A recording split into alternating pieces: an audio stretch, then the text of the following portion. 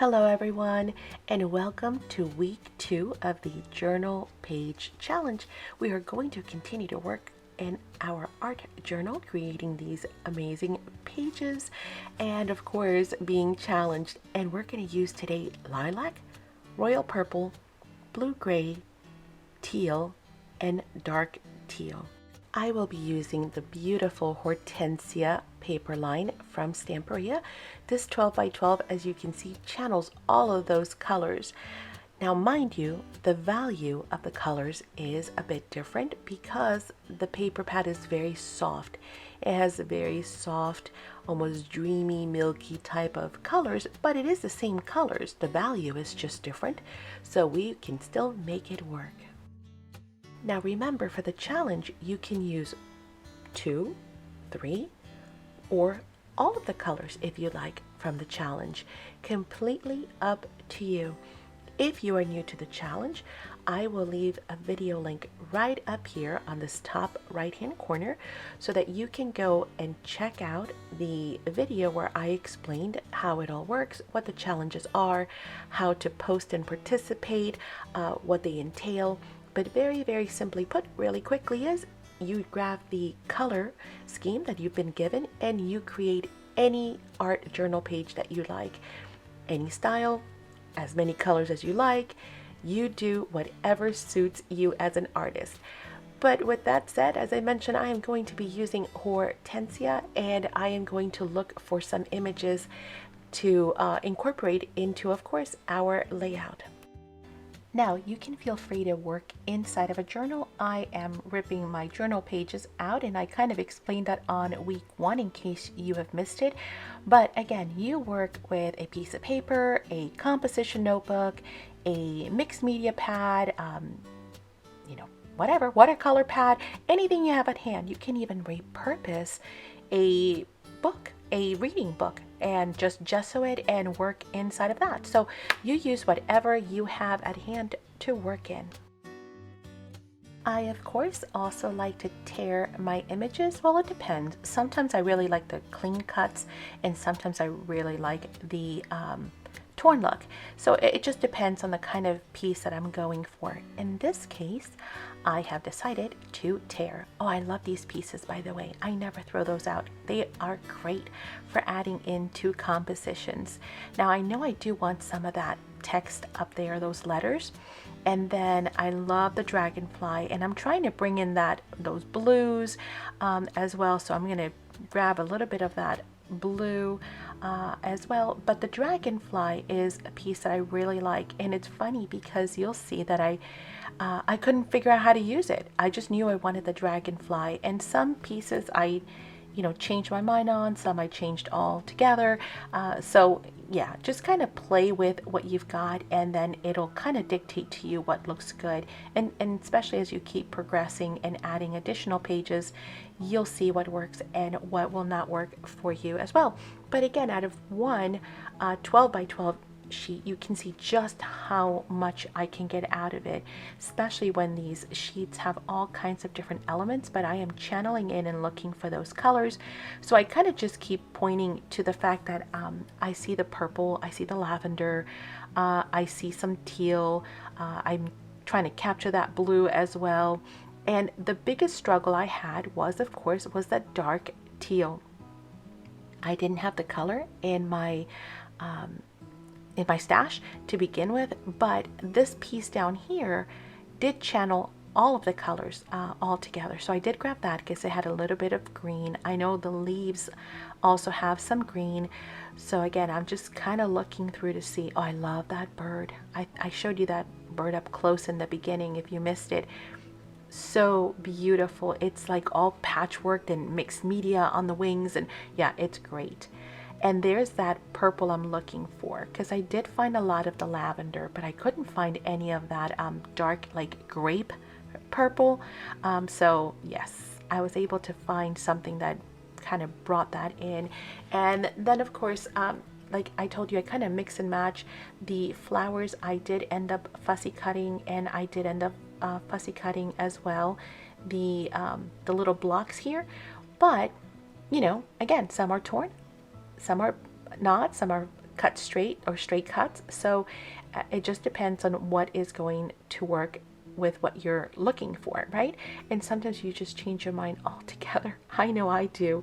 It's always a work in progress because I never know until I get to the very end if I'm going to just completely change my mind on something or use it at all or end up using the reverse side. Yeah, it just depends, especially once we bring in the color, which is what we are going to do next. So next I'm going to work on the background. Now, there are a couple of ways to work this, and there is no right way and no wrong way, right? Remember, when it comes to art, guys, there are very few things that you do look for in a composition, right? Of course, you look for your depth, you look for your tones, you look for your highlights. Those are just little things. Shadows, shading. You do look for, your placement to have, a nice cohesive layout. But overall, there really is no right way or wrong way to do art. So you do what looks and feels good to you. You don't have to worry about, spatial or anything like that, because we're not going to be creating like major masterpiece, right? We are just creating for the sake of creating and enjoying our time. So I picked my Delusions because I think the colors match quite well with what I was going for. It's actually the only set of paints that I had that came really close. The only one, again, that I struggled with was that dark teal. I couldn't find it. So I ended up picking up this green, which is the chopped pesto, because I figure when I mix that green, or when it mixes itself in, because I'm not going to mix it, I'm going to let it do its thing. When it mixes, it'll make its own color. Now, you did notice that I took a photo, and the reason why I do that is because I tend to forget my layout. Like, I'll get started doing other stuff and then I'll come back and then I don't remember how things fit or the vision that I had in mind. So I do like to take a photo of them just as a reference. So we're going to need another piece of paper. We're going to need some paper towels and a stencil. Now, again, I'm going to show you a technique, but later on I kind of change it anyway. But in case you're interested in learning how to do this technique, it's super simple. All we are going to do is really saturate those colors on there. The nice thing about Dylusion inks is that they are inks, so there is no mica or anything that settles, so clogging is never an issue. It's one of the reasons why I really like working with this product, because I don't really like clogging. I know none of us do, so great product for that. And see, as you notice, I'm just spraying that green and letting it all blend. Then we're going to grab our second sheet and we're going to place it right on top, and we are going to roll that kitchen towel to absorb any extra product. Again, none of that is going to go to waste. And now this other sheet is going to be another just fun way of not wasting product. And trust me, what's going on the paper towel will not be wasted either. So we've got that one to keep for future projects. We have a startup page now, and then we have the one that is going to embody the colors that we are going to be using. Then we're going to lay our stencil on there. I purposely picked something with very nice openings. We're going to spritz with water, and then we're going to run the paper towel across it again. And when we lift, it creates that super pretty, almost like a ghost print. And the nice thing is, because of the color mixing, it actually gave us that green, that dark teal that we were looking for. It's on there. Clean everything, because Dylusions will always continue to move. They're water reactive. They do not self-seal. They're always going to be reactive. So you want to clean your stencil really well. Look at that yummy paper towel. And there's actually more on the table too. So we'll mop up all that stuff and be able to keep it for future projects. But for now, we're going to dry this. Again, super beautiful colors. Oh my gosh, aren't they pretty? And they're actually really true to what we're looking for. Unfortunately, they are not necessarily going to work. See the green there? We finally got that dark teal. But we are not going to be able to use this the way it is. It's too bright, right? Look, it just doesn't go, because again, remember, we talked about the fact that the value was different. So I need to tone this way down to do that, I'm going to bring in my gel plate. This is a 12 by 12, which by the way, I owe you some videos on. To bring in that milky white, I'm going to use my Stamperia Allegro Milk White color.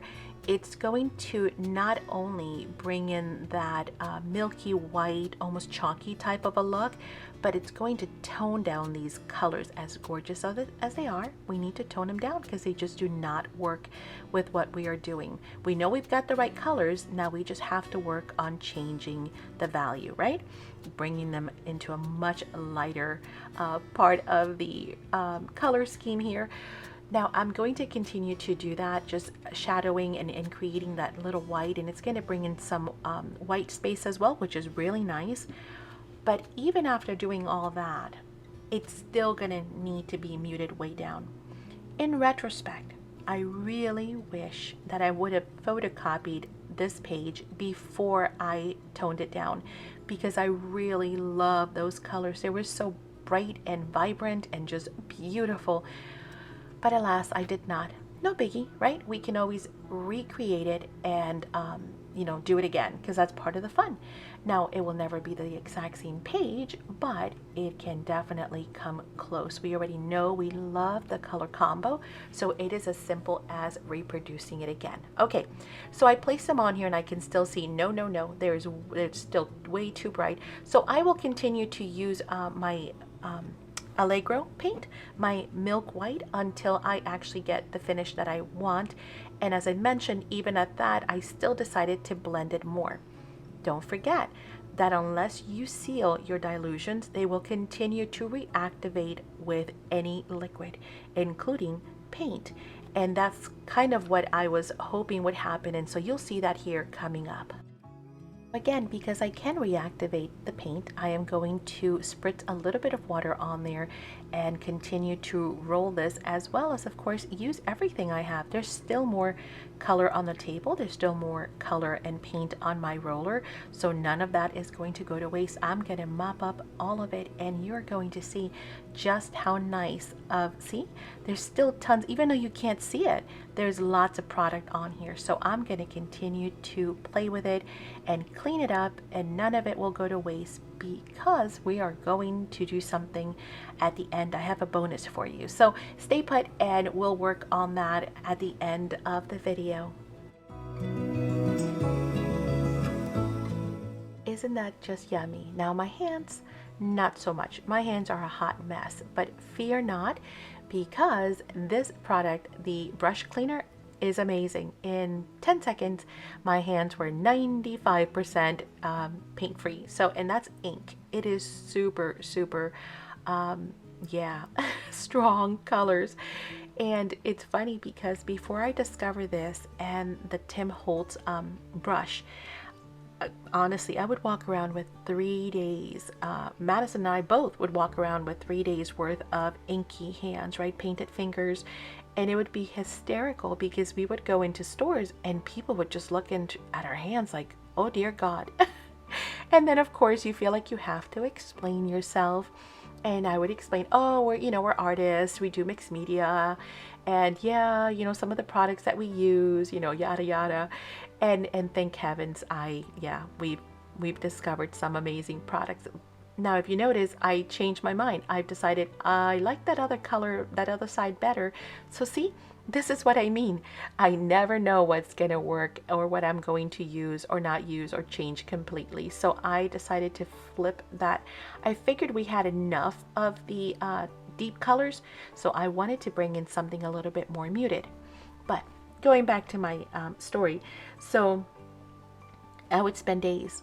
We would take showers, we would wash dishes, regular life every day, and we would still be walking around with painty fingers. And then, of course, we were introduced to that product, those two products, and I am happy to say that whether it's something as strong as inks like dilutions or even alcohol inks as well, we can wash them right out. Typically, though, I do like to wear gloves when I use any of the inks, because it's pretty powerful stuff. Okay, now of course we are going to start adhering our layout, and once we have all of these pieces in place, we got to work on being able to mute those colors, right? They're still way too strong for our composition. So we are still going to work on not only muting them, but blending them. And that's where I was explaining that because dilutions continue to move with liquid, we're going to be able to do just that. Okay, so I am layering some underneath to kind of hide those harsh edges, and then some on top, but we're still going to continue to, at the, as we progress, to blend even more and get rid of those hard edges as well. It just makes it look like one, happy, cohesive sheet. So it doesn't look like, okay, here's my background, and then I just plop some stuff in front of it, right? We're going to try and blend it. So again, just kind of playing around with the colors that I have, those blues, and trying to figure out, now that I have a lot of blue, do I want more blue? And if so, where? And the same thing with the purple flowers, because now we have a lot of purple, but again, where do we want to put those flowers? I kind of went back and forth in a few spots, and the same thing, see, with this piece, I ended up changing it all together from where I had originally decided to position it, and I didn't even use the blue side. So, you never know until you start working. The dragonfly, I tried. I wanted that dragonfly so bad. So you see, guys, it happens to us all. It doesn't always work the way we want it to, or work at all. Sometimes we just have to change it all up altogether. But I love dragonflies. Now, this one had a lot of the little legs and other, like, it was very anatomically correct. How's that? And I like I love dragonflies, even in real life. We have a lot of dragonflies here in Florida, and especially here in North Florida. Lots of them, beautiful colors. Oh my gosh, their wings are amazing in the sun. But I don't like the antennae and the little legs and stuff, so I ended up, you'll see what I did at the end. I made it more, I don't know, Maddie friendly. How's that? Okay, now we're gonna bring in that white again. Again, I'm still working with the milk white, trying to go for that milky, dreamy color, that chalky color that is throughout. And as I start mixing it with water and pouncing it on to blend it in, you're going to start seeing the colors of the background start to change and blend more, because again, they're being reactivated by anything that is wet, including the water and the paint that is on my sponge brush.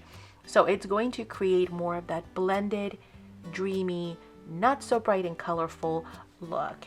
And of course, it's going to blend those papers with those harsh lines. Even though we tore them, which gives it a softer look, it is still going to help us to blend them in.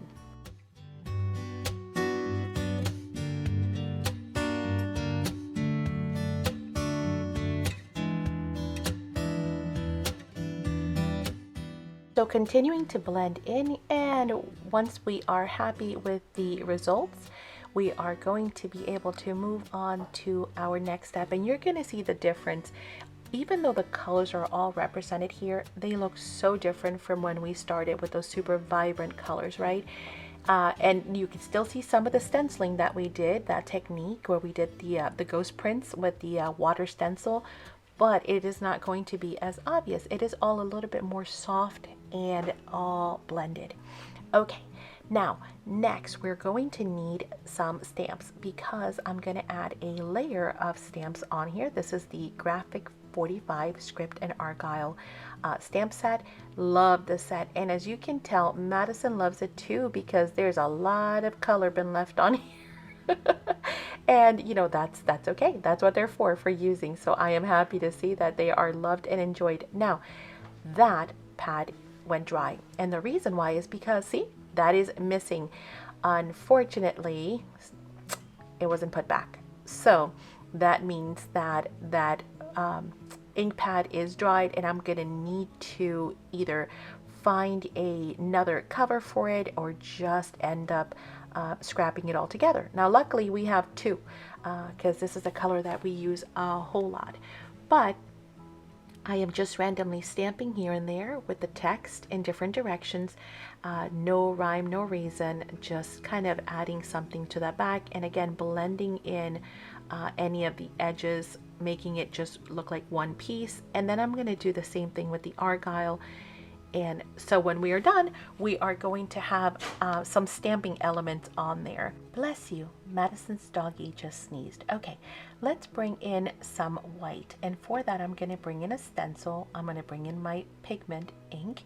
And of course, my gorgeous pink fresh blending brushes. Love these. They're so beautiful in this little box. Wonderful to keep. And then of course we're going to add a little bit of white. At first it was kind of hard to see. Well, number one, my pad definitely needs rejuicing. Yeah, I was testing it to make sure it still had some, and it does. It's just kind of hard to see at first, but once I got that brush saturated, then we can definitely see the white. Again, very subtle. We don't want a big old contrast. We're trying just to slowly start blending in, you know, all of the pieces together, and of course give it some, you know, subtle little things here and there for the eye to kind of break up that page. Okay, once we are done with our stenciling, then I'm going to bring in some decoupage papers. Now these are pretty beautiful to work with because they are semi-translucent. So if it's anything for decoupaging like napkins, decoupage papers, tissue paper, you know I'm in, right? It just really helps to, again, blend in. And of course, it's almost like stamping, but without having the stamp. That's number one. Number two, the cool thing is because it has a little bit of that translucent white paper to it, it's going to create almost like that little ghosting effect, right? So that's going to help me once again break up the page.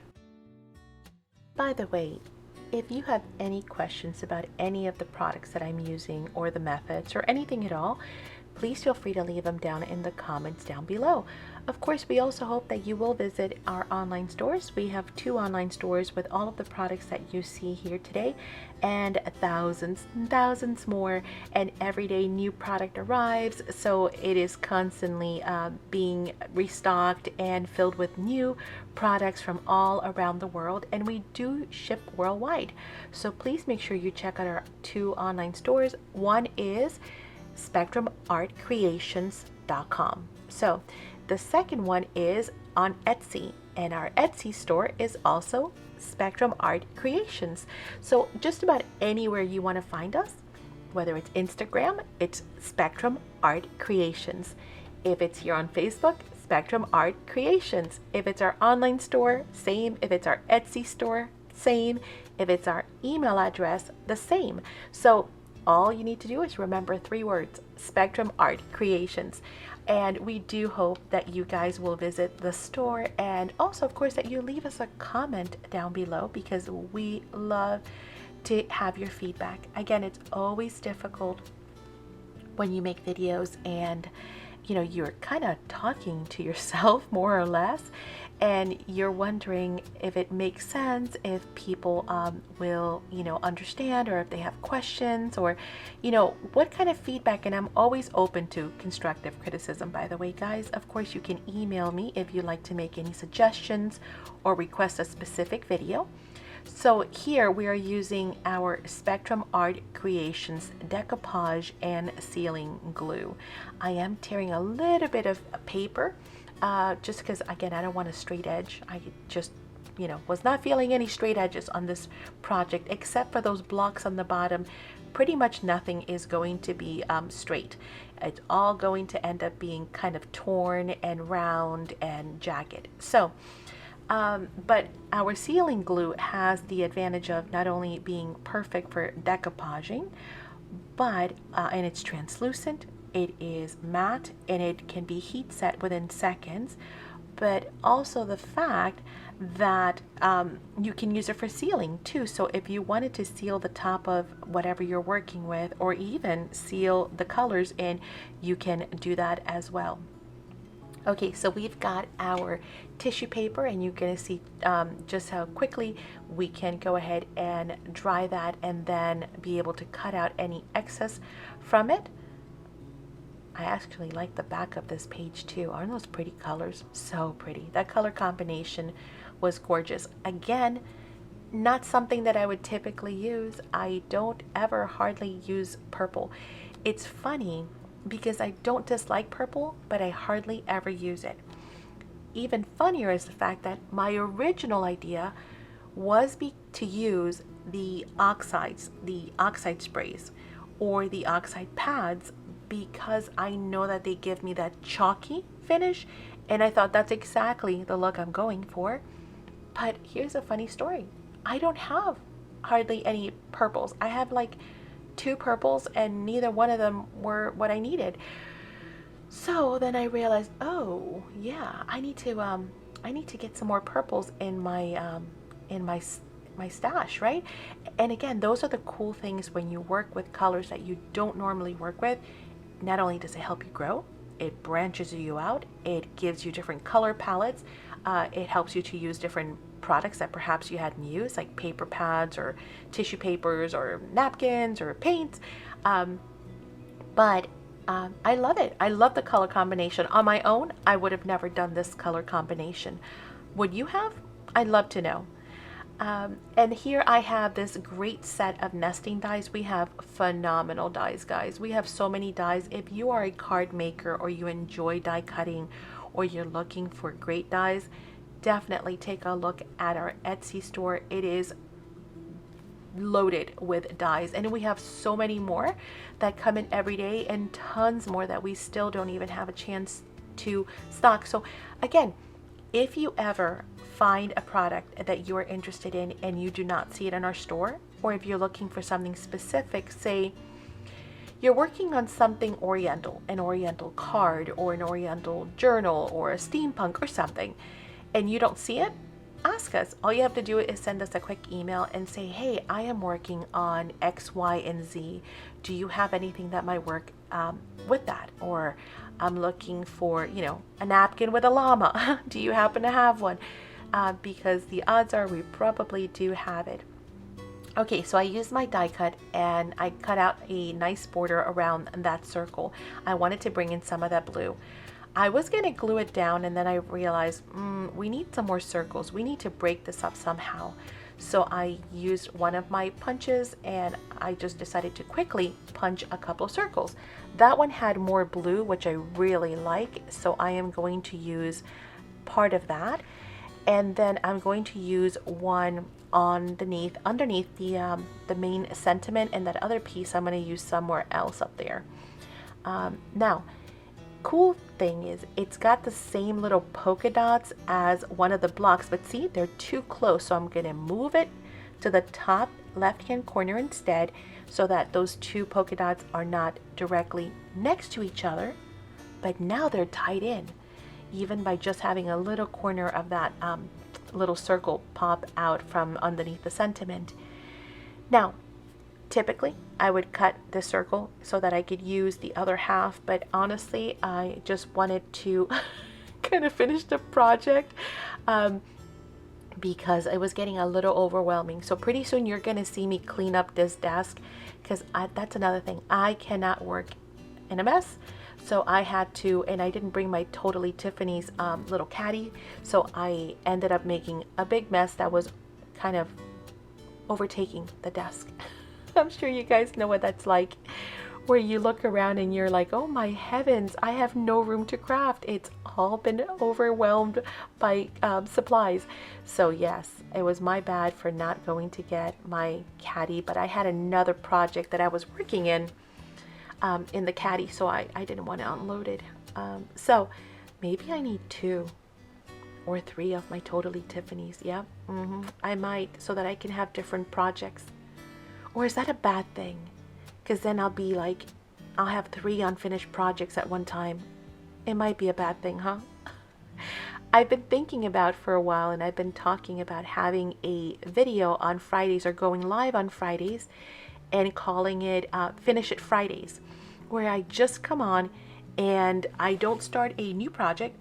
I am just going to work on what is yet to be finished, because I know we all have so many of those unfinished projects. So keep an eye out for those. You just don't know. And let me know, what do you guys think?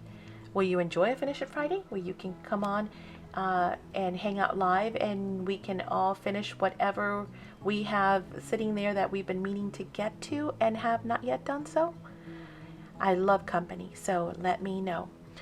Okay, you guys, you know I told you that I was like fixated on using this dragonfly, and one way or another I just know that I wanted this dragonfly. So the whole tour look was not working for me. So I decided to fussy cut it kind of quickly. As I mentioned, it had little legs and it had, you know, all kinds of other little body parts. And I just kind of cut those out and kept it as a very nice, clean dragonfly. There, see? That's so pretty. Now, to glue this, I was going to use my art glitter glue, right? And then I realized this is like so fine. It's such a intricate cut, very thin, that I was like, no, I'm just gonna end up getting glue everywhere. So my sticky dots to the rescue. If you're not familiar with these, they are amazing. I've shown them in other videos before, and hopefully you've seen them during our live sales. But it's a sheet with microscopic, like thousands, I don't know, hundreds, thousands, I have no idea how many dots are on there, but there's just a gajillion dots. And so when you put anything down on it and then lift it, you instantly get a sticker. It becomes a sticker, but it's got a really strong hold. So you'll notice that I try to lift it with my tweezers and it was like, nope. So I had to lift it a little bit. To be honest, I kind of went crazy pressing down on it, but that's okay. I lifted it just a bit with my craft knife, and then I'm able to position that, and it'll be a super strong hold, and there'll be no glue oozing out of anywhere, and it will be done in a matter of seconds. I have a sticker dragonfly. How pretty is that?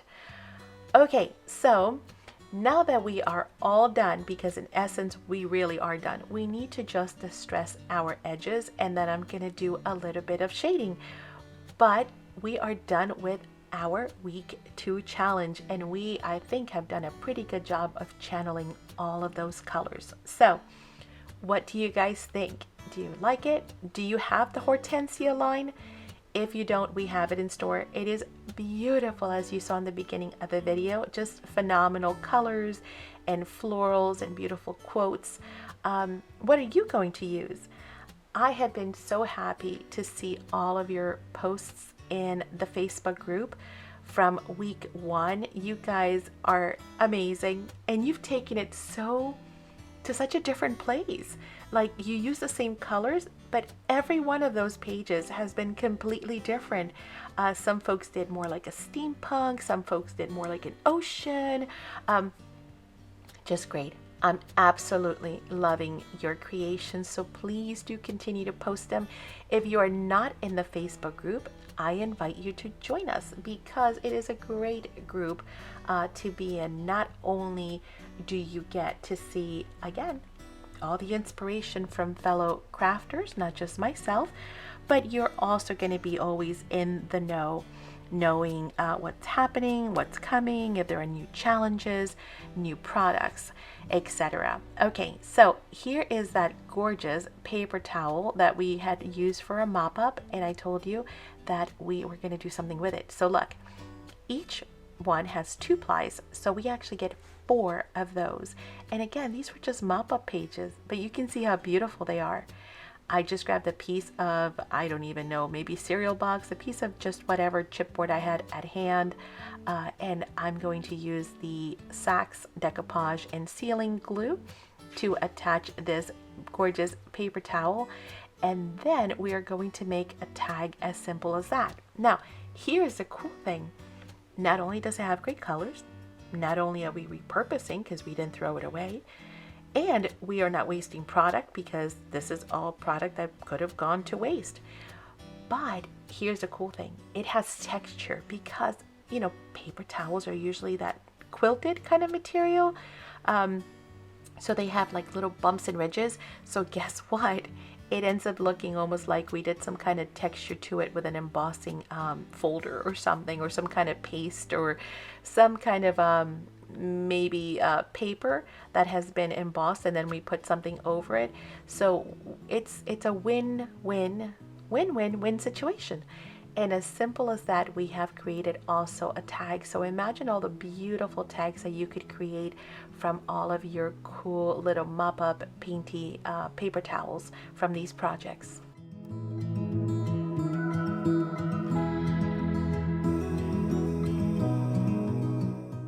Now, I think that the colors on the tag or on the mop-up pages are closer to those colors that were shown in the front because they're super vibrant, right? See that? However, if we bring back our page, we have still captured the colors just the same, just on a lighter note, right? So if you look at, all the colors are still there. They're just lighter. Maybe on that side of the spectrum, it's a little bit of a different value, but we've got our purples, we've got our blues, we've got our teals, and we've even got that greenish dark teal throughout as well. So I think it's done and dusted, guys. We have done it. I hope you've played along. Please do join us every week for continuing the challenge, and of course visit our online stores. I do hope that you check out both of our online stores for all the products that you've seen here today and tons more, and that you join us here every week on YouTube for our live sales, where you get to actually see the product in real time. You get to ask questions, you get to purchase live, you get to also join in the games and the giveaways and make lots of new friends.